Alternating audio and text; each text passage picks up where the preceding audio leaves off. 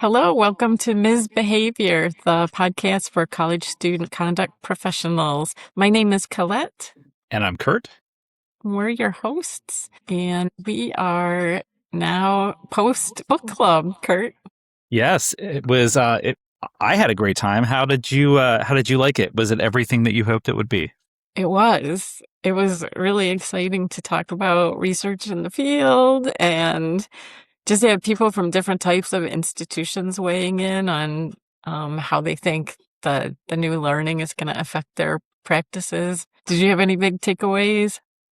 Well, first of all, I want to congratulate you on meeting your goal. So that was great. My takeaways were really around the student-centered aspect of it, which I know seems pretty obvious, but I think about always my upbringing in student conduct and how transactional it was at times and how that does not work with things like retention and a sense of belonging. So I think for me, it was interesting to see where we are now in the evolution of student conduct and how it fits into retention and student satisfaction and just contributing to that holistic experience for students. What about you?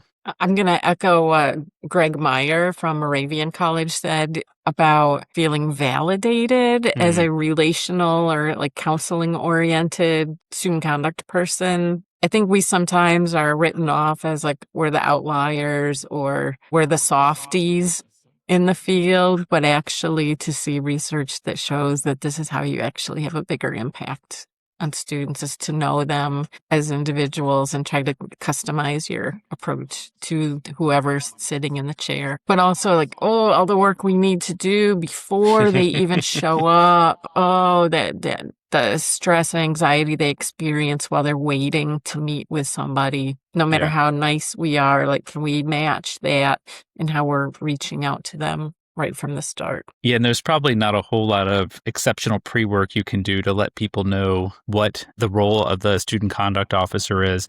But I think, we've had some offline discussions about the importance of student conduct professionals just being involved in the life of campus before they ever have to meet with the student. And I love that idea, just being engaged as a student development person on a college campus and going to orientation and, having lunch in the dining hall with students, things like that. We did talk, which is going to be a nice segue into introducing our two special guests today. We talked about the shift in higher education in our field toward compliance and how for a lot of people, they're so focused on compliance, they forget about the underlying reasons why we exist. So let's introduce, we have from the Clery Center today, Paul Hinkle and Cecilia Dockery. Welcome, you two. Hi, thanks for having us. It's excellent to be here. I'm really excited to be able to hang out with both of you again. It's been a little bit. It has. We met in February at the National ASCA Student Conduct Conference in Virginia. And Cecilia, I think it was you already starting to challenge some of my understanding of what the Clery Center does, what the Clery Act is. And we were very excited to get you on to talk about misconceptions and the positive work that you do. Do you want to start, Kurt, with our traditional icebreaker? Yes. We typically ask our guests if you could tell us about a time when maybe you got into some trouble at your college when you were an undergrad. So do either of you or both of you have any experience being on the other side of the conduct chair? Paul, I see your wheels turning. I'm trying to think because the problem is that I was the person who was well known for being the terrible buster of other folks, right? Like I had nicknames about enforcing rules. I was a resident assistant and quite unpopular for for my approach at the time.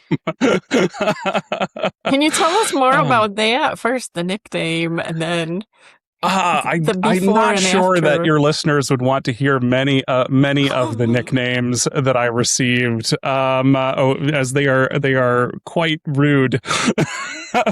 But yeah, it was just, I took a lot of pride and ownership in my building. I had been a first year student in that building and then became a resident assistant there and really cared about that particular community. And so I looked at it as kind of protecting it, right? And so was very quick and on board to just jump into kind of the policy end of things and jumping into that more policy enforcement role in order to ensure that people were following the rules. Probably left a little bit of the interpersonal stuff behind in some of those, but that's something that you learn and pick up along the way. So maybe some of the nicknames may have been deserved at times, but we live and learn. Yeah, I think for me, I think I got documented for violating quiet hours one time as a freshman. And I think that might have been it. But I never actually went through a conduct process. I think we just got a warning email of don't violate quiet hours again. But that was really about it. Was this a post-midnight karaoke situation or... It was just my freshman year, everyone in my residence hall, we were really close. So we were always in someone's room, just hanging out, laughing, having a good time, watching a movie, watching TV, playing a game or something. We were never getting into any sort of trouble other than it was usually just a lot of us. We lived in a building called Campbell Hall, so we were the Campbell crew. So we were just always having a good time. So sometimes we got a little too loud past quiet hours. You're making me think of an idea. I would love to give RAs, the future Paul Hinkles of the world, the enforcers, a little card that maybe they knock on the door and it says, "Thank you for helping to build community, but maybe could you keep it down?" Because right now we have so many students in isolation. They're surrounded by people in their halls and they don't know how to make friends anymore. I love that you were doing that. It was great. Cecilia, tell us, how did you go from college? What was your origin story to getting into working with the Clery Act? Sure. I think I mentioned this a little bit at ASCA when we were talking, but probably similar to a lot of student affairs professionals, I got really involved as an undergrad. I joined several student organizations. I was part of the campus activities board. I joined a sorority during my sophomore year. I became an RA for my sophomore through senior year. I pretty much, if there was a student organization, I joined it. Usually if someone asked me hey, do you want to come to this student organization meeting? I said, sure. What's the organization? I just went. It didn't matter what organization it was. I would just go to it. So I just got really involved. If there was a campus event, I would volunteer at it. I would go to it. So I was just really involved, sometimes probably to the detriment of my grades at times. So that wasn't always the best.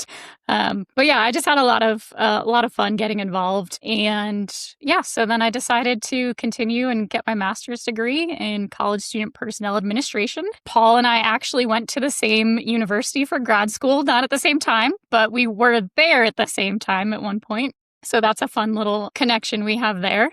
And did the Clery Center come looking for you, or did you have an interest in pursuing something outside the traditional campus?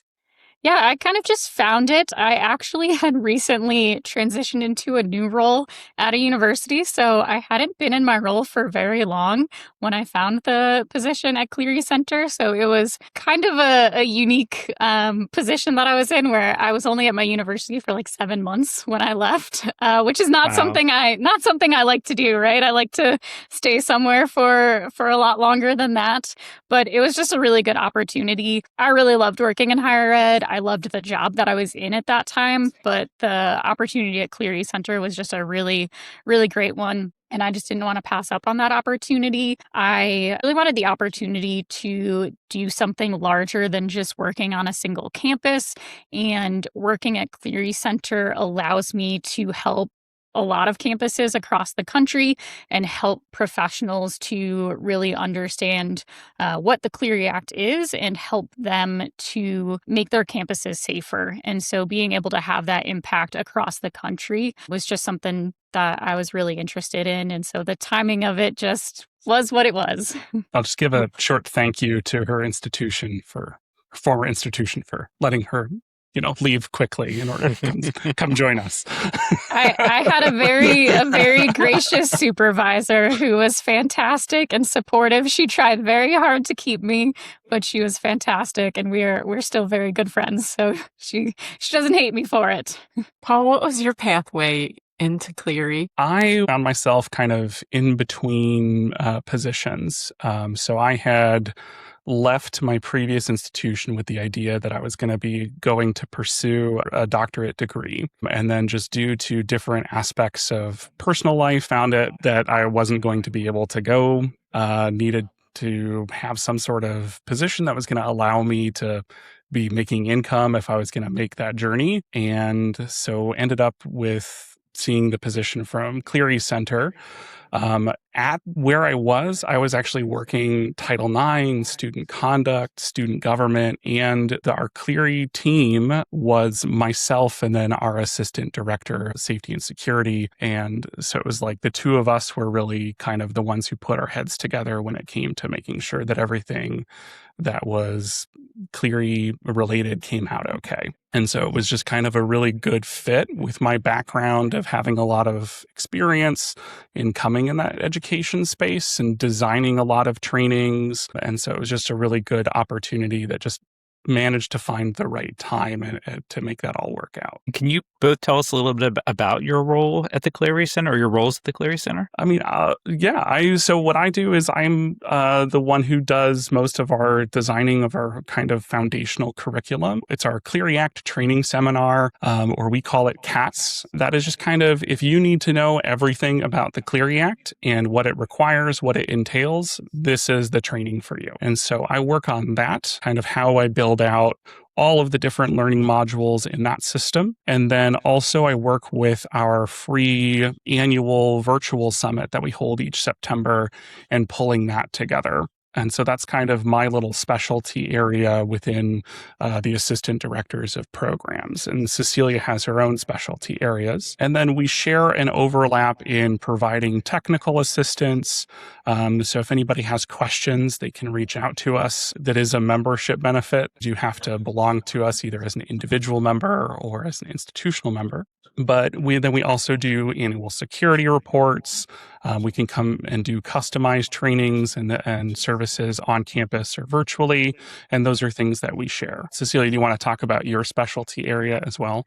I focus on our webinar series. So we each year have a webinar series where we offer usually around like 3 or 4 webinars that are free and open to the public. We also will usually do some member exclusive webinars as well. So I plan out that webinar series, what the theme of it will be and what all of the content will be, and plan and create the webinars themselves. I usually facilitate those along with, sometimes I'll have one of my colleagues facilitate them with me as well. So I try to get creative with them because they're always on the topic of the Clery Act. But since it's always talking about the same thing, I try to make it unique and fun so that it's not the same thing year after year. So like this year's webinar series is called Charting Your Course. And so it has kind of taken on like a navigational theme. Paul and I last week just did one about the annual security report, and it was kind of like a road trip theme. And so we kind of walked them through a project plan of working on your annual security report as though it was mile by mile through a road trip. Every good road trip needs a playlist. So it was our very first webinar that came with a playlist too. I try to keep our webinars fun and unique and creative. So that's the main focus that I have. I also facilitate kind of all of our programs as well alongside Paul. I also have a lot of background in obviously student conduct, as well as a lot of that was focused on student organization misconduct and hazing investigations. And so with the new legislation from the Stop Campus Hazing Act that amended the Clery Act, I've created a new workshop that we implemented this year on investigating hazing. And so I created the curriculum for that as well. I don't think I'm an outlier. The training and support that I've received over the years did not come with a playlist. It was not designed to be fun and easy. It was presented by people who made money from trying to scare us into making sure everything was perfect and pointing out every little error and, threatening us about all the fines we'd have to pay. And you two feel like you are the good guys in this work of trying to make it easy for folks to comply. So first, I wonder if you could explain a little about what the report is, and then do you have ideas for us as a field for stopping the focus on the wordsmithing and really focusing on safety and doing the things that are going to keep folks well on their campuses? Cecilia, maybe I'll toss that to you first and then Paul. Sure. Yeah. I think we definitely take a different approach than what we've heard from a lot of others, because your take on things is not different from what we've heard from a lot of other folks. So you're not alone in feeling that way. And hopefully people walk away from our trainings feeling different, because we do take a different approach and we don't want to scare people. We know that it's hard. There's a lot of requirements under the Clery Act. And so we know that that's hard. And we know that it's often tasked to one person who also has like 20 different other responsibilities that they have to do. So it's just a lot. Our goal is to work together with them to really break it down and make it easy to digest and to understand. Really, where we come at it from is that the goal of the Clery Act is really to make campuses safer and to create transparency so that students, employees, their families understand what is happening on campus and what security policies are in place, what prevention programs are happening, so that they are informed about everything, so that they can make decisions for their own safety and for the safety of others. And ultimately, that is what is at the heart of the law, is campus safety, right? It's not about compliance. It's not about the fines. Yes, those exist and those can happen. But if you're focused on doing the right thing and providing the transparency and creating the safety, then you don't have to worry about the rest of that, because you're doing the right thing and creating that transparency so that your campus can make the right decisions. And so that's really the approach we take. We do try to make it fun. Our training can be 3 days, 4 days long, depending on what you do. So that's a long time to listen to Paul and I talk. And so we have activities, because we also think that the best way to understand it is to put it into practice. So we give folks case studies. We give them activities where they get to take the information and actually apply it to real life scenarios that they might run into on their campus, so that they can actually understand it in a way that they're going to encounter it in their day-to-day work. And so that, I think, helps to make it a bit easier to digest and understand. I think from the, if we're talking then about how to take that and back to your campus, right? And how do we stop that culture that we're trying to build from being one out of fear? I think it goes back to kind of, what both of you were talking about right at the top, right? Is this idea of, this process is about belonging, right? If we want to tie it into culture, we want to tie this into retention. If the Clery Act is about transparency, somebody shows up on your campus and all of a sudden it is nothing like they thought it was going to be. How did we provide this information about what is our safety culture? So when I'm looking at this annual security report that this institution's putting out each year, what this is it's a document that's telling me what my culture is when it comes to campus safety. So when we're taking a look at those numbers, and the stats and the charts, if that's like, oh man, disclosing this feels scary. Well, it's not about whether or not the numbers are big or small. It's about whether they're accurate. Because if we're doing a disservice to our students, we're doing a disservice to our employees if they show up expecting one thing and finding out it's another thing. We're doing a disservice if we talk about, the way that we are showing up in support of, survivors of interpersonal violence in one way. And then when they come forward with a report, they experience a completely different process than what our policies and procedures say they should. Right. And so if we're practitioners on our campuses, these are opportunities for us to make sure that policies are aligned with practices and that we're taking those things and actually building it into the way that we work. It's about building that culture. And so, like the saying that I always say is safety is built in culture. The work that we do every day to support students has to be the way that we keep students safe. Every single part of student services, the way that we talk about accountability, the way that we talk about retention, the way we talk about recruitment, even the way that we go to class and learn, all of those things mean nothing if at the end of the day, we don't feel safe on this campus. And so we need to be focusing and centering that conversation. I wondered, could you think of a school that maybe really exemplifies what you're talking about, where they live in that spirit of safety and culture building and not just in getting the report numbers right? One thing we often talk about in pretty much all of our trainings that we do is we often encourage campuses to build a Clery compliance team, as we refer to it, and they might call it something else. But as I mentioned before, right, Clery is often given as a responsibility to one person, and that one person also often has a bunch of other job responsibilities because Clery is usually not their sole focus. And so that is why we often say that they should create a Clery compliance team, because even though they are solely responsible for Clery, the Clery requirements are actually happening all across campus. Those prevention programs are happening in other departments. The CSAs are working all across campus. Those policy statements that are reflected by actual policies, those are held in other departments. And so really bring all those folks together, and that can be your Clery compliance team.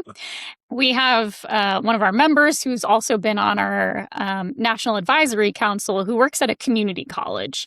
And they often are campuses that really struggle with Clery compliance, because we know that at community colleges already, everyone who works there is wearing 5 different hats. They do all the jobs all the time. And so somebody who's doing Clery is doing all the jobs plus all the Clery. So they are really doing all the things. And so at this campus, this person has just really kind of built up her own team and built connections all across campus, and is always trying to do all the best things, and constantly trying to figure out how to solve the problems. We know, especially now, like community colleges are often struggling with how do we do hazing prevention programs, because we know most community colleges are non-residential.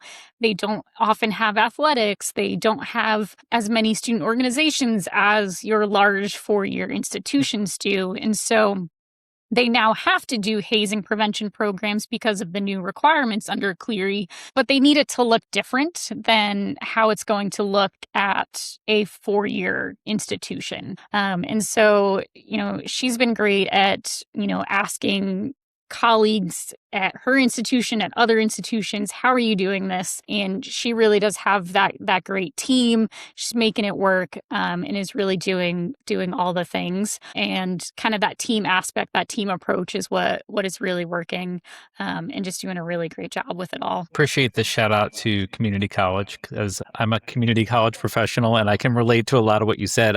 I do think a lot of times when people develop policies or training, they build it for 4-year institutions and then try to squish it into some other form to make it work for a community college, instead of looking at it as it's serving different student populations. You have different facilities and different constraints that those schools have. So I appreciate the attention to that.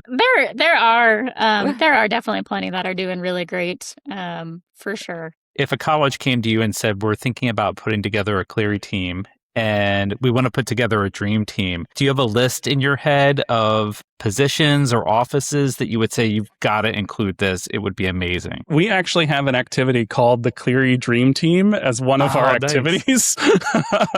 Do tell. Yeah, so we have 2 editions of it. We have both the Clery, we have a point buy system where different categories and levels of individuals are worth different points. So you get like a total of 10. Then are your directors and VPs are worth, 5 points. And then folks lower down in the responsibility tier are worth fewer points. And then we also have a fantasy draft version where it's fantasy, football, or if you play fantasy football, and then snake drafting. And I think the slept-on positions are your publication and outreach teams, right? So the people who are putting out your marketing, who are putting out your publications, who are crafting messaging, because again, talking about a lot of it is built into this big document. And so it's like these are the people who are responsible for crafting how you talk about things as an institution. So if we're talking how you communicate culture, this is that group of people. So why would we not bring them on board?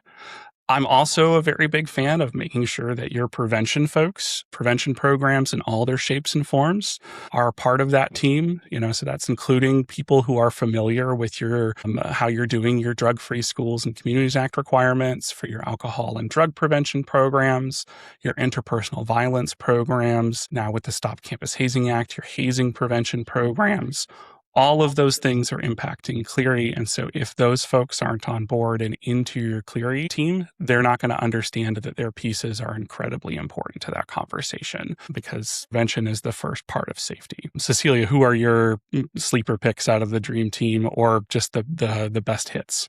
I always remind campuses to bring in a student, right? Get that student perspective into all of your Clery compliance. I also tell them, it's always good to have whoever's in charge of all of your properties, like the buying, selling, renting of properties, because that impacts your Clery geography a lot. And campuses are buying, selling, renting properties all the time and changing that on a daily basis. And if you're in charge of Clery and you don't know that we just bought a property, you need to get on that, because that might become part of your Clery geography and you need to know your statistics. So whether that's like your director of facilities, or if it's part of your operations, or whoever it might be, get them on your team. They don't have to show up to every meeting, but you need a connection there. Love the addition of a communications team, because I think they are the unsung heroes of college campuses. You can have the best information in the world that needs to get out there. If you do not know how to package it, it's not going anywhere. I don't know if you have thoughts on this or if you've been on campuses. So the trend right now for university webmasters is to buy into this only shiny on the outside web stuff, that anything that is not sparkling with just positivity is supposed to be hidden behind a password protected area. And I feel like for work like this to be really successful, transparency is really important. And if students and parents and lawyers and key people cannot find realities about safety, it can send false messages. And I don't know. It's troubling to me. And does that impact your work at all? Yeah, it definitely does. And we actually were just talking about this last week in our webinar, because we had a really great question come in during the Q&A portion of that, where we were talking about promoting your ASR, your annual security report, and how it's important that you do more than just send the one email every year that says, hey, we published our ASR. If you want people to read it, you really need to do more to make sure they know that it's there. And so we got a great question about, what do you do when your campus leadership doesn't really want you to promote it because you maybe have a high number of some of your statistics?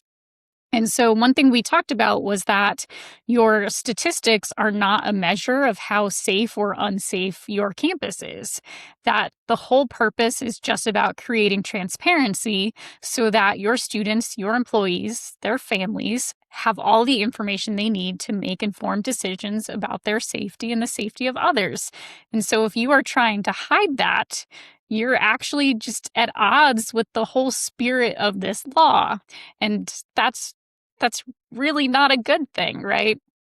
And really, when you think about it, if you have more statistics than zero, your campus is actually probably on the safer side than a campus that has all zeros. Because what that says to me is that people are reporting crimes when they're happening. They know how to report. They trust that they can make a report to your campus. And so they're doing that. Whereas Sure, there are some campuses that, by the nature of their location, the size, and things like that, there are just lower numbers of crimes. But there's probably not a campus where there's just absolutely no crime whatsoever. And if reports aren't happening, that's not good. We want folks to know how to make reports and to feel comfortable making those reports. So the fact that there are statistics alone doesn't mean your campus is unsafe. And that's where it's really important to know how to communicate that. And so if you can't do that, bring in those communications folks who know how to send that message, because you need to educate your campus that these statistics don't mean our campus is unsafe. It means this is what's happening. People are reporting it, and we want you to know about it so that you can take these precautions.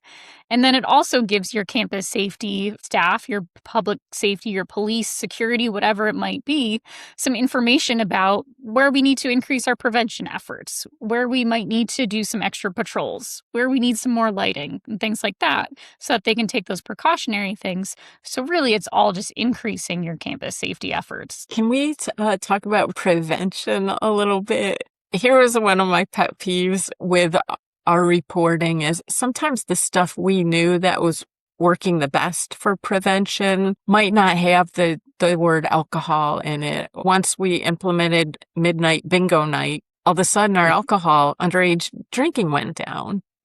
But our Clery reporter would send that back like, that's not a prevention program, that's a bingo night. And I'd love to hear the actual Clery people give me a sound bite that would let me go back and say, no, actually, that's a really legit program. Or is it? You might correct me too. I mean, I'll go on the record for this one and say any program that's intentionally designed in order to take place at a time in which high risk behaviors occur, so that way they are no longer occurring, is by definition a prevention program, even if it does not have alcohol in the title. And so if that is part of your designed programming in order for make that happen, 100% include it in, right? Like, your prevention programming requirements under the Clery Act and what you're required to disclose is a little bit different than just a full list of here's every single program that we did last year. Those things aren't the same. So it's talking about here are the strategies that we implement. Here's what we're trying to do.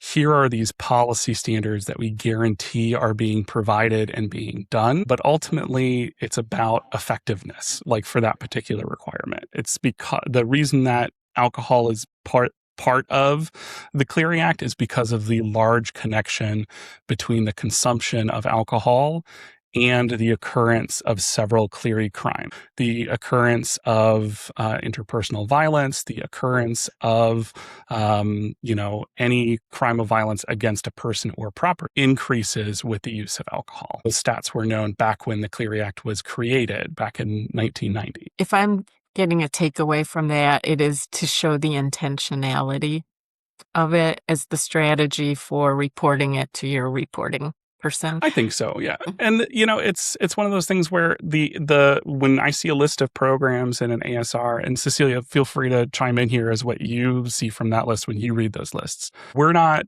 looking at, if we're assessing it and from our point of view, what makes this a disclosure of what's currently happening on your campus is these are illustrations of the kinds of approaches that we continue to take on an annual basis. Intentional programming during high-risk behavior times, here's an illustration of that, midnight bingo. I would be fully on board with saying that is something that would qualify. I've qualified that in lists that I've put together. So that's why I'll take this one because I put that thing on my own ASR before. So yeah. And what makes a good prevention programming effort is a well-rounded effort. If you have kind of those late night alternative programs and you also have those programs that educate on the harmful effects of drugs and alcohol, and you have programs that educate on responsible use of those substances, that makes a well-rounded approach. If you're only doing one of those, then you're missing out on a lot of other opportunities to educate your community and to provide options for everyone. So I remember, Kurt, I don't know if, would you have been in the field back in 1990 when the Clery law was passed? I was in kindergarten. What are you talking about? No, no, that was actually the year before I started in college. So, Oh, so it would have been really relevant. And I remember at the time it was just publishing your crime numbers, and now it has grown. Can you give us a little kind of summary of what now it entails? And Cecilia, I'll pitch that to you. And then Paul, I'm curious what your predictions are for where Clery is going in the future. A lot of folks first think of the Clery Act as the crime statistics, but it is, of course, a lot more than that. The annual security report not only contains those statistics, it has policy statements about a number of areas, and those are a summary, hopefully a summary of campus and institutional policies about things like emergency notifications and timely warnings, about a lot of safety procedures, those prevention programs we were just talking about. If you have housing, there's very particular policies that have to be in place. There's requirements for disciplinary procedures for addressing dating violence, domestic violence, sexual assault, and stalking, which overlaps and intersects a little bit with Title IX, but it can be a little bit different than Title IX at times. And so Clery professionals have to be a little bit knowledgeable about both of those laws. It really does cover a lot of areas. And then now, most recently, it includes hazing requirements. So there's hazing prevention programs that are part of it. There's hazing statistics that will first appear in this year's annual security report, reporting on 2025 reports of hazing.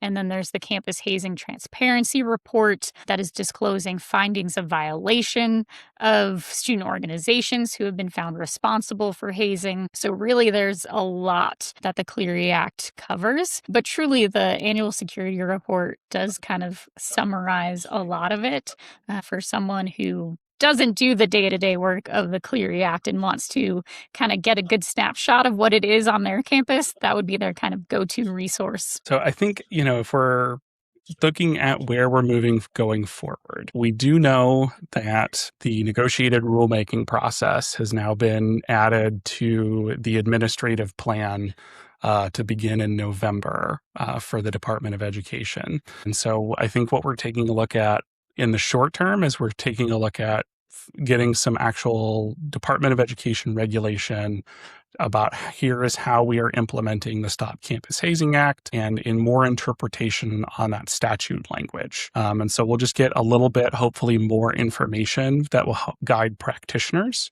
And so this is where I know that I've been encouraging folks who've routinely brought up questions about exactly how do I do X, Y, or Z process when it comes to hazing, is feel free to send that question to the company is called Westat or WeStat, depending on how you say it. They have a helpline, and I'm saying, hey, go ahead and send it in if you are somebody who works in this, so that way they know, like, they're going to send you back, we don't have regulations yet, so we don't know.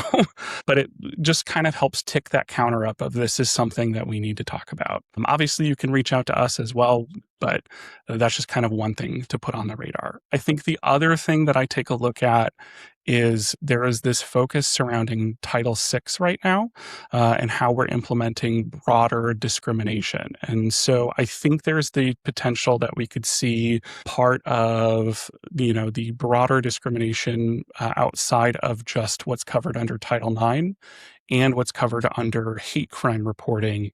I could see there being pushes to kind of start bringing that into the Clery Act reporting. And then I do know that there are some bills that are proposed usually every Congress that are about reporting on accidents and trauma response centers that come up each Congress that are something that there is a little bit of a push to get through. All of those things are things that we watch and try to keep an eye out for on things that are likely to move forward, likely to pass, and try to keep people up to date and informed.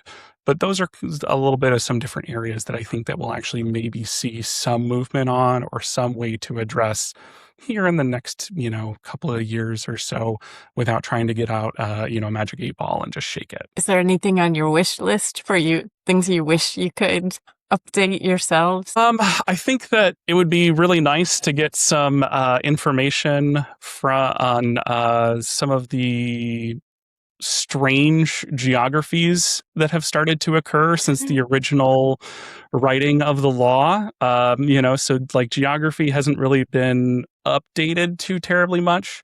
A lot of the information on how to interpret it was in the 2016 handbook, which was rescinded as guidance.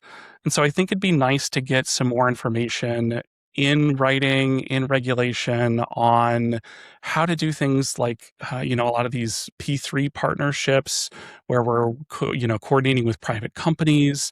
A lot of urban schools are struggling a lot with, okay, we own a building because we may want to retain its use maybe in the future, but we've leased it out and now there's weird things happening, as far as like, well, it technically kind of meets this definition, but in this weird way, and so there's some of those kind of interplays that I think that I'd like to get just a little bit more concrete information on, just as my wish list, because I just see so many schools just constantly having to come to us, and I want practitioners to feel like they can answer those on their own. Always nuance for me when I see legislation related to our work. Like my wish is for more nuance. I appreciate that, Paul. Cecilia, what's your wish list? I'm curious. I want to know if you have one.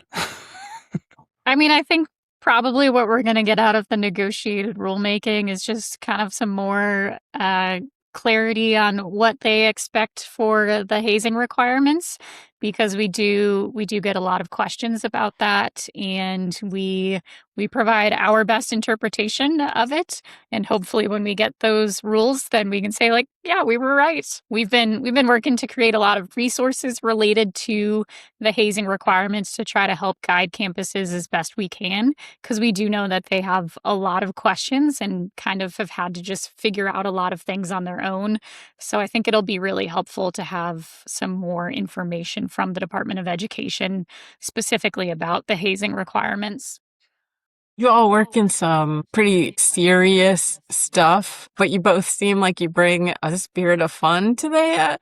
Cecilia, I'm wondering, how do you keep your morale up? And then Paul, we gotta ask you about, you know what? I have a few different hobbies. Some of it you can see behind me. My office doubles as my craft room, so I do a lot of crafting.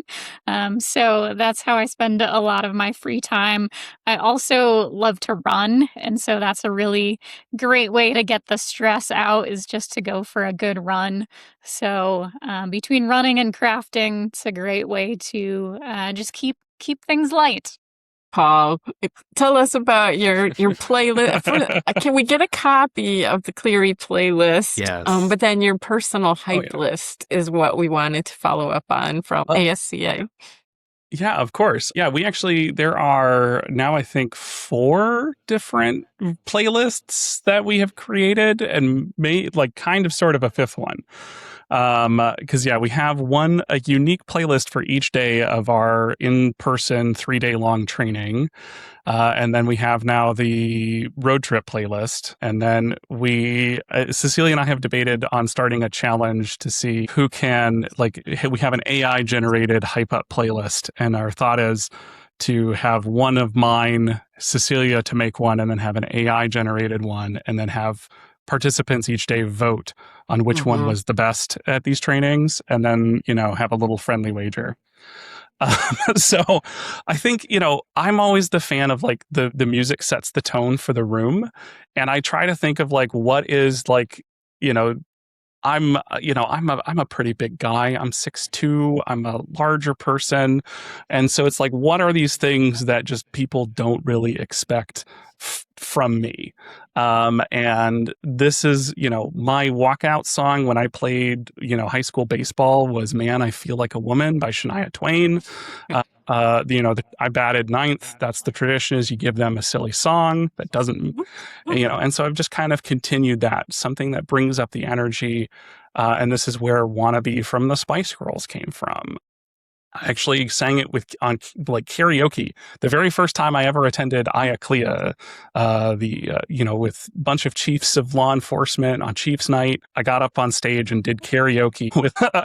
Now he's like the director of the Law Enforcement Museum, a memorial, and Josh is his name. And we got up and did Spice Girls karaoke in front of everybody, and it was fantastic. But yeah, so I think just what is the way that we can just have fun energy even to start the day? Because again, we need to just set that tone to begin with. But 100%, I'll email you so that way you have it. If you want to link it with how you distribute the podcast, you can put it in the description. So that's fine. I'd love the competing lists too to vote, and we could do a blind vote to see. I would like the humans to win. It'll be like the Pepsi challenge. Mm-hmm. Yeah, I mean, I can rename the playlist so it's not obvious which one's made by AI, and you can run a little vote. Who's better, Paul or AI? Yeah, I would love. Now, it's going to be pretty obvious which one's mine because mine has wannabe on it, but I guess you could pick one of the other ones that I made. Or add wannabe to all three of them. We can throw people off. We've talked about doing a human versus AI for outcomes to see who could come up with the best. This will be our first dipping our toe into it. You'll have to share the outcomes. Very few people watch our video version of the podcast, but Paul's wearing kind of a Hawaiian. Yeah, some nice floral print here. Yeah. Whimsy. Paul always has the style. Oh, you've got style, Cecilia. We just have different styles. Sure.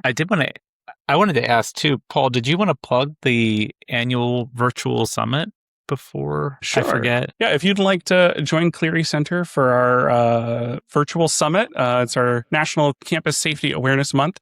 Virtual summit will be happening on September 10th from 11 a.m. Eastern Time to 4 p.m. Eastern Time.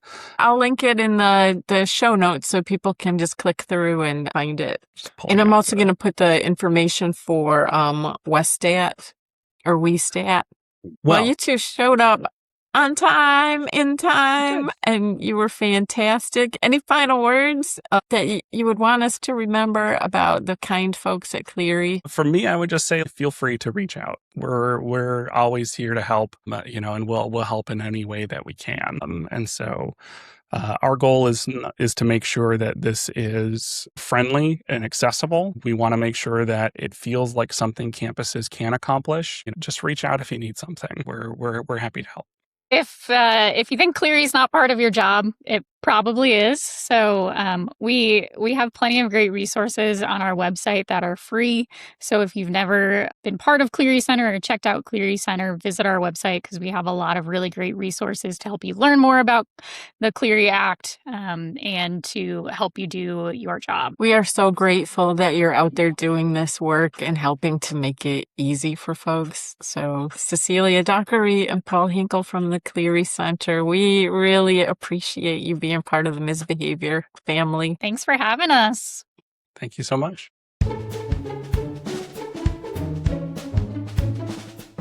Misbehavior is written and produced by Colette Shaw and Kurt Doan. Theme music was written and performed by Kevin MacLeod from incompetech.com. You can contact Misbehavior at misbehaviorcollege@gmail.com. That's msbehaviorcollege@gmail.com.